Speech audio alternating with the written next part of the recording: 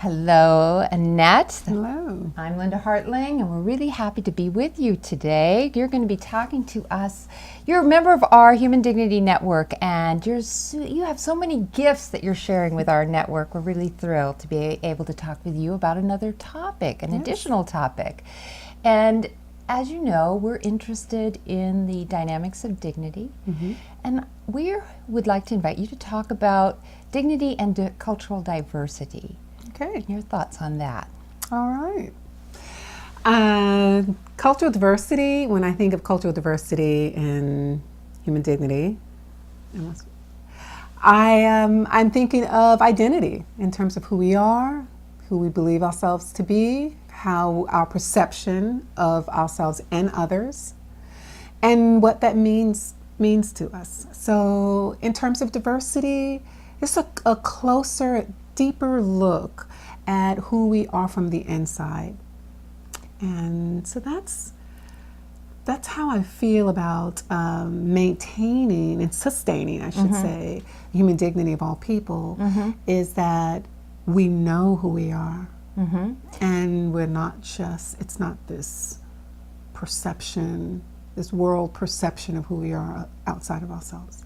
You had a wonderful story that you talked to us about earlier, working with a student or a client, or a student that was working with you, who was struggling with serving a population that she was not comfortable with. And I don't know if you could share a little bit of that with us.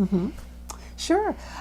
She was uncomfortable with servitude, although she selected that identity to serve her community. She was working in a social work field. Okay. And however, it became complex for her when she's faced with the other person outside of her own realm, outside of her own perspective of what she thought this culture should be. She perceived this culture as being the other. Is that what you said? Yes, so the other in terms of I can serve as long as that servitude does not ask that I become a part of it. And so it was a challenge there for her. And so what I suggested is that she first look inside of herself and think of her own human dignity and her commitment to sustaining the human dignity of others, and that she would proceed from that, have some reflection and some idea of what it means to be that other person.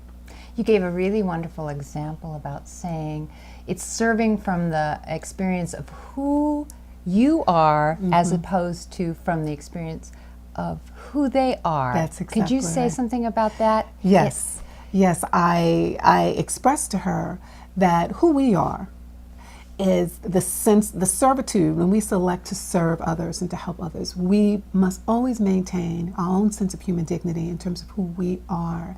When we lose that perception of who we are and we stop identifying with our own sense of our values and our beliefs in terms of humanity, then we cannot serve who they are. So I wanted her to see that human dignity does not mean looking at that person and saying, based on who you are, I can no longer be who I am. Such an important point. So important. And you really put it in practical terms, because that was the dynamic of working as a doctor, for example. And you said something about that, because doctors, you know, when there's an emergency, you have to be there in service. And that's exactly right. And that was the example I gave to her. I said, as a medical professional, if you're driving along the road and there's someone bleeding, and that you have no idea if this person has HIV/AIDS, but because you are committed and to your profession, you are obligated. You have a sense of obligation to humanity to stop and to help and to give aid to that individual. And that is, again, is a reflection of who we are.